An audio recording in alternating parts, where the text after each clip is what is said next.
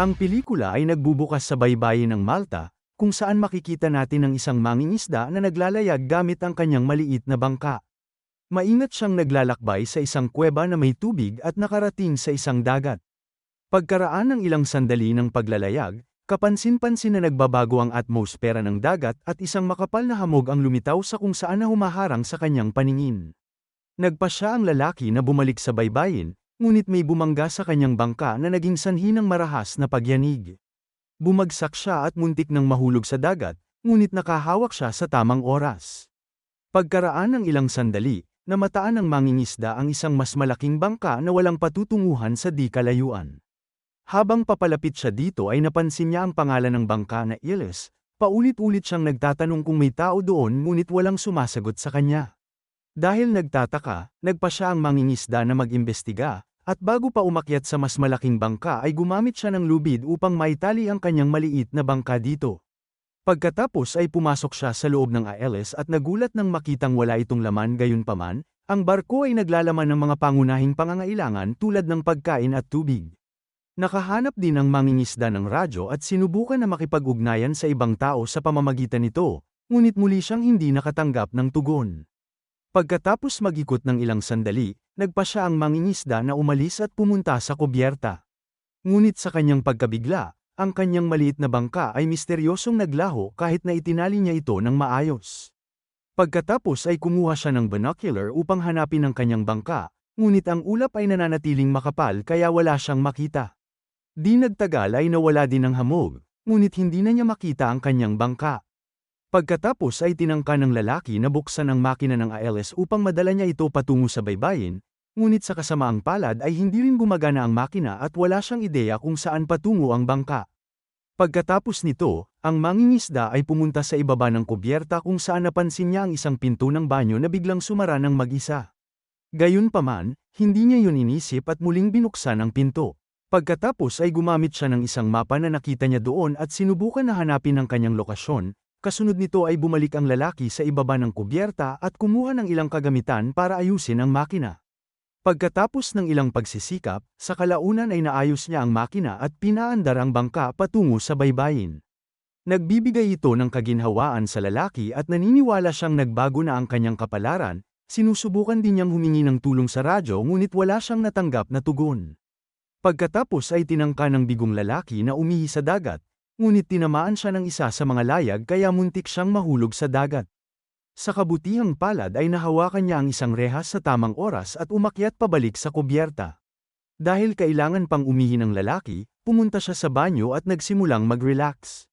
Maya-maya lang ay kusang sumara ang pinto ng banyo, sa tingin niya ay hangin lang yun at hindi ito pinansin ngunit pagkatapos niyang umihi ay hindi na niya mabuksan ang pinto. Pilit na sinisikap ng lalaki na buksan ito, ngunit tila nakalock ito mula sa labas. Kumuha siya ng barya sa kanyang bulsa at sinubukan na ikutin ang lock, ngunit hindi ito gumana. Binuksan ng lalaki ang drawer sa likod ng salamin at laking gulat niya nang matuklasan ang mga mantsa ng dugo sa loob. Gayunpaman, hindi niya masyadong inisip yun at kumuha na lang ng gunting. Sinusubukan niyang buksan ang lock ng pinto gamit ito, ngunit hindi siya nagtagumpay. Di nagtagal ay nakarinig siya ng boses sa radyo sa labas, na nagbabanggit na may paparating na cargo ship at hinihimok siyang bantayan ang lokasyon ng kanyang bangka upang walang mangyaring banggaan. Pagkatapos ay napansin ng mangingisda ang isang maliit na bintana sa banyo at binuksan ito upang makita ang isang malaking barko na papalapit. Pilit niyang sinusubukan na makuha ang kanilang atensyon kaya inilabas niya ang kanyang kamay at itinaas sa hangin ang kanyang damit ngunit walang epekto. Sinubukan pa nga ng lalaki na ilabas ang ulo sa bintana, ngunit napakaliit nito at hindi siya kasya. Ilang sandali pa, napansin niya ang isang lubid na nakasabit sa bintana ng banyo kaya itinapon niya ito sa tubig. Sa kalaunan ay bumuhol ito sa propeller na nagpabagal sa paglalayag dahilan para maiwasan ang banggaan. Sa kasamaang palad, ang lubid ay nasabit sa kanyang leeg at nagsimula siyang masakal. Matapos ang matinding pagpupumiglas, natanggal ng kawawang lalaki ang lubid ngunit bumagsak siya sa sahig ng banyo at nawala ng malay. Maya-maya ay nagising siya at nakarinig ng ingay sa labas. Iniisip ng lalaki na ito ay isang tao kaya humingi siya ng tulong ngunit walang sumasagot. Pagkatapos ay natuklasan niyang naputol na ang lubid at nagsimula ng magbaha sa bangka. Di nagtagal, nagsimulang magbaha sa banyo ngunit siya ay nabigla nang malaman na ito ay sariwang tubig. Iniisip ng lalaki na may tao na nakikipaglaro sa kanya at nakiusap na hayaan na siya. Nilinaw din niya na hindi siya nagtatangkang magnakaw ng anuman at pumunta lang siya rito para suriin ang loob. Ngunit sa kanyang pagkabigo, wala muling sumagot sa kanya. Dahil uhaw na siya, ininom niya ang sariwang tubig ngunit mabilis din itong huminto sa pagtulo. Sa gabi, nagsimula muling magkaroon ng tubig sa banyo ngunit nang sinubukan niyang uminom ay napagtanto niya na ito ay tubig dagat. Ikinasindak ito ng lalaki kaya kumuha siya ng baso para itapon ang tubig ng paunti-unti. Ang masaklap pa nito, biglang nagkaroon ng isang bagyo na naging sanhi ng pagyanig ng bangka. Sinubukan ng lalaki na humawak sa anumang bagay upang maiwasan ang mga pinsala ngunit siya ay nasaktan ng maraming beses. Patuloy din ang pagtaas ng lebel ng tubig sa banyo sa bawat pagdaan ng sandali. Mabilis na kumilos ang lalaki at sinubukan niyang putulin ang lubid na kumokontrol sa canvas gamit ang isang blade, ngunit hindi sinasadyang nasugatan niya ang kanyang daliri kaya napasigaw siya sa sakit. Sa kabila nito, hindi siya sumuko at sa huli ay nagawa niyang putulin ang tali. Pagkatapos ibaba ang canvas, sa wakas ay huminto sa paggalaw ang bangka na nagdulot sa kanya ng kaunting ginhawa. Pagkatapos ay isinara niya ang bintana at sumiksik sa gilid upang maiwasan na malunod bago nakatulog. Kinaumagahan, nang magising ang mangingisda ay napagtanto niyang umakyat na ang tubig sa kanyang leeg at nanlalamig ang kanyang buong katawan. Nang walang ibang magawa, sinipa niya muli ang pinto ngunit hindi man lang ito natinag. Nawawala na siya ng pag-asa at nagsimulang maniwala na dito na siya mamamatay.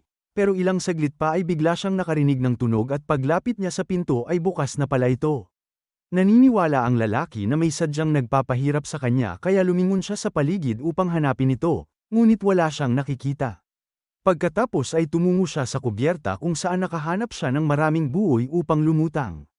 Alam ng lalaki na anumang oras ay lulubog ang bangka dahil sa pagtagas kaya nakaisip siya ng plano, inilagay niya ang mga buoy sa isa sa mga sirang pinto na nakita niya at gumawa ng pansamantalang bangka.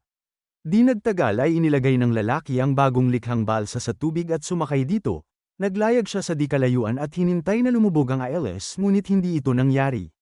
Pagkaraan ng ilang sandali ay napagtanto niyang hindi ito lulubog, kaya sumakay siya muli sa bangka.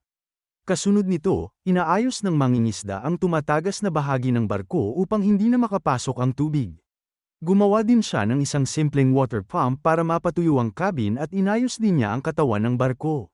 Pagkatapos ay muli niyang ginamit ang radyo, nag-iwan siya ng ilang mensahe na humihiling ng tulong ngunit hindi pa rin nakatanggap ng anumang tugon. Di nagtagal, habang ang lalaki ay abala sa kanyang pag-aayos, napansin niya ang isang malaking barko na naglalayag sa di kalayuan.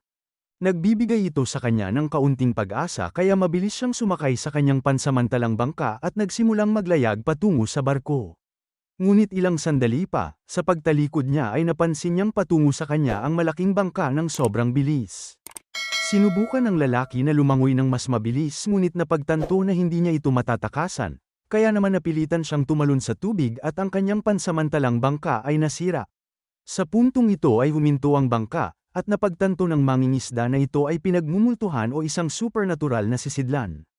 Pagkatapos ay nagpasya siyang mas gugustuhin niyang lumutang sa tubig kaysa bumalik muli sa masamang bangka. Ang eksena pagkatapos ay pinutol sa gabi at makikita natin ang lalaki na lumulutang pa rin sa malamig na tubig. Ilang sandali pa, nagulat siya sa isang nilalang na nasa ilalim dahilan para siya ay matakot, ngunit ito pala ay isang palakaibigan na dolphin. May ilan pang mga dolphin ang lumitaw at nagsimulang maglaro sa paligid niya, na nagbibigay sa kanya ng maikling sandali ng kaligayahan. Gayunpaman, sa sandaling iyon ay muling lumitaw ang ALS, na ikinagulat ng mga dolphin kaya umalis sila. Ito ay labis na ikinalungkot ng mangingisda kaya't sinigawan niya ang mga dolphin na huwag umalis. Pagkatapos ay nagsimula siyang makaramdam ng sobrang lamig, kaya nang walang ibang pagpipilian ay umakyat siya pabalik sa nakakatakot na bangka. Pagkatapos ay tumungo siya sa kama, nagtalukbong ng kumot at nakatulog. Kinaumagahan ng magising ang mangingisda, nakaramdam siya ng sobrang panghihina at pagkaubos ng enerhiya. Tumingin siya sa labas at napansin niyang mabilis ang takbo ng bangka. Nang subukan niyang lumabas ay natuklasan niyang nakalak ang pangunahing pinto sa kubyerta. Ilang sandali pa, nakarinig siya ng kakaibang tunog na nagmumula sa banyo at nagpas siyang mag-imbestiga. Doon ay may nakita siyang maliit na daanan sa sulok na hindi niya napansin noon, binuksan ito ng lalaki at natuklasan na patungo ito sa isang masikip na lugar ng imbakan. Gayunpaman pagpasok niya roon, ang maliit na pinto ay sumara dahilan para muli siyang makulong. Naririnig din niya ang mga yabag sa di kalayuan, na lalong nagpasindak sa kanya. Pilit niyang sinusubukan na buksan ang bintana sa itaas, ngunit hindi siya nagtagumpay. Samantala, papalapit ang bangka sa isang maliit na bayan sa tabing dagat, na maaaring ang huling pagkakataon niya para makatakas. Patuloy siyang nakakarinig ng mga yabag, kaya nakiusap siya sa hindi nakikitang tao na ihinto ang bangka. Naiiyak na rin siya na sinasabing hindi na niya kayang tumagal pa. Hindi nagtagal, ang mangingisda ay nahihirapan ng huminga dahil sa kakulangan ng oxygen sa napakasikip na espasyo, pero nang malapit na siyang mawala ng malay ay kusang bumukas ang pinto. Ipinapalagay ng lalaki na isa lang itong panlilinlang, kaya maingat siyang pumunta sa kubyerta. Sa kanyang pagkabigla, natuklasan niya na ang bangka ay nakadaong na malapit sa bayan. Pagkatapos ay tumalon siya mula sa sisidlan nang hindi nag-aksaya ng anumang oras at sa wakas ay nakahinga siya ng maluwag. Kasunod nito, natagpuan ng mangingisda ang kanyang sarili sa isang kakaibang bayan na walang nakikitang tao. Kumuha siya ng bakal mula sa malapit at sinimulang hanapin ang salarin na gumawa nito sa kanya. Gayunpaman, ang tanging nakikita niya ay ang mga abandonado at nabubulok na mga gusali. Walang palatandaan ng aktibidad ng tao kahit saan, kahit na ang ilang mga barko ay makikita pa rin na nakadaong sa daungan. Maya-maya ay nakarinig siya ng ilang ingay sa di kalayuan at napansin niyang naghahanda na si Iles na umalis. Nagsimula siyang maglakad palapit dito, umaasa na makikita niya kung saan ito patungo. Ngunit ang bangka ay nawala na lang bigla, na nag-iwan sa kanya na nakatulala. Sa huling eksena, ang lalaki ay walang layunin na naglalakad sa isla, nalilito at hindi sigurado sa kanyang lokasyon. Pagkaraan ng ilang oras, hindi niya maipaliwanag na narating niya ang kabilang panig ng isla, ang parehong lugar na iniwan niya sa simula ng pelikula.